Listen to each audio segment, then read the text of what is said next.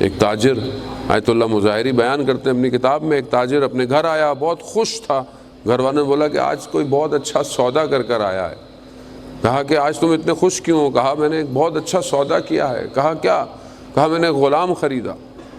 اور پھر میں نے اسے بولا کہ تم رہو گے کہاں، کیسی جگہ پر سو گے؟ کہا جہاں آپ سلائیں گے میں سو جاؤں.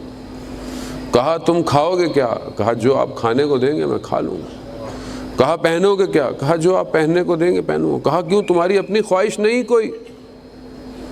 کہتا ہے میں غلام ہوں، آپ میرے آقا ہیں، آپ جیسا رکھیں گے میں ویسا رہوں گا. کہا مجھے آج سمجھ میں آیا، وہ آقا ہے ہم غلام ہیں، جیسا وہ رکھے ہمیں ویسے رہنا چاہیے. اس کی رضا پہ راضی. خدا کیا کہتا ہے؟ اگر تم میرے کم دیے ہوئے پر راضی ہو تو میں تمہاری کم عمل کو بھی قبول کر لوں گا.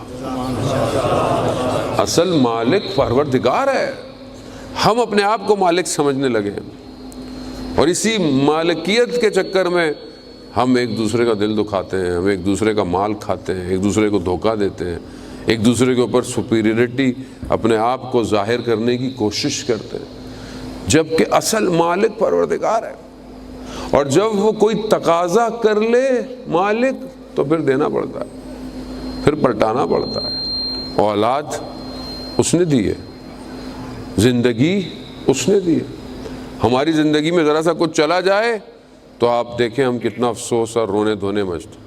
کچھ مل جائے، جبکہ مومن کی صفات جو نہج البلاغہ میں امام بیان کرتے ہیں وہ کیا ہیں؟ کبھی انشاءاللہ یہ بہرحال آپ تو اہل علماء کا طبقہ ہے اور متدین لوگ، میں جوانوں سے خطاب کر رہا ہوں، بزرگوں سے معذرت کے ساتھ، کہ کبھی ہم متقین کی صفات پڑھیں. متقین کی صفات کیا ہے؟ نہج البلاغہ خطبہ حمام جسے کہتے ہیں وہ متقیوں کی صفات بیان کر رہا ہے. حمام کون تھا؟ اس شخص کے جس نے امام سے کہا کہ تقویٰ پرہیزگاری کے بارے میں مجھے بتائیں. امام نے تھوڑا سا اسے بتایا، اس نے کہا مجھے مولا اور بتائیں، یہاں تک کہ ان صفات کو وہ تحمل نہیں کر پایا، مر گیا. خطبہ متقین. آج کل کے دور میں ہمیں دنیا جہان کی چیزیں، واٹس ایپ کے سٹیٹس، انسٹاگرام کی پوسٹیں، اسنیپ چیٹ دیکھنے کا ٹائم ہے، نہج البلاغہ کھولنے کا ٹائم نہیں ہے. ہوگی کہیں کتاب لائبریری میں یا امام بارگاہ میں یا گھر میں بھی ہوگی، لیکن زندگی میں کہاں ہے نہج البلاغہ؟ آیت اللہ قاضی طباطبائی رضوان اللہ تعالیٰ علیہ جب نئے نجف آئے، استاد کی تلاش میں تھے، ایک ایسا استاد کی جو روح کی تربیت کرتا، تو امام کے حرم میں آنا جانا. ایک دروازے کے پاس کھڑے ہوئے تو دیکھا کہ ایک طالب علم لنگڑاتا ہوا حرم جا رہا ہے.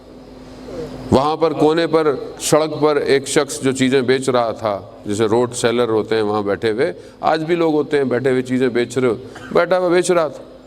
آیت اللہ قاضی نے اس سے پوچھا کہ میں نے اسے تھوڑے دنوں پہلے اس لڑکے کو دیکھا تھا، یہ تو صحیح اور سالم تھا، اسے کیا ہوا لنگڑاتا ہوا جا رہا ہے؟ کہا یہ وہاں سے آ رہا ہے جہاں حمام بنتے ہیں. اور اس نے خطبہ متقین کی عبارت پڑھی، یعنی نہج البلاغہ یعنی نجف کی ہوا میں علم ہے کہ چیزیں بیچنے والا بھی نہج البلاغہ پڑھتا ہے.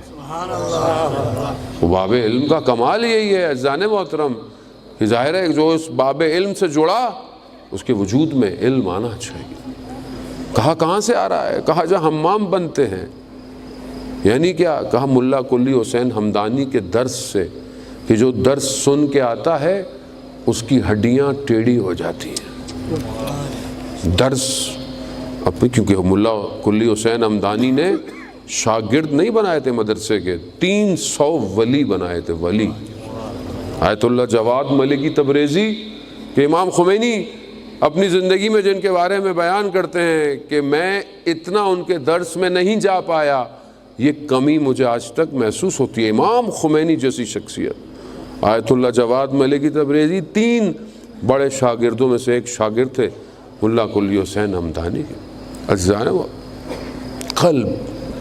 قلب پاک ہو تو پھر معاملہ صحیح ہوتا ہے، اور انسان اپنے وجود کا اصل مالک جب اسے سمجھے تو پھر انسان اپنے اس وجود کو دنیا میں نہیں بیچتا کہ جو جس کا مالک ہے اسی کی طرف پلٹانا ہے۔ اس میں ہماری زندگی میں تو کوئی ذرا سی چیز چلی جائے تو ہم دیکھیں کتنا ہم گریہ کرتے ہیں، کتنا ہم روتے ہیں، جبکہ مومن کی صفات ہے کہ اسے جب بہت کچھ ملے تو وہ خوش نہیں ہوتا، اور کچھ چھن جائے تو بہت مغموم نہیں ہوتا۔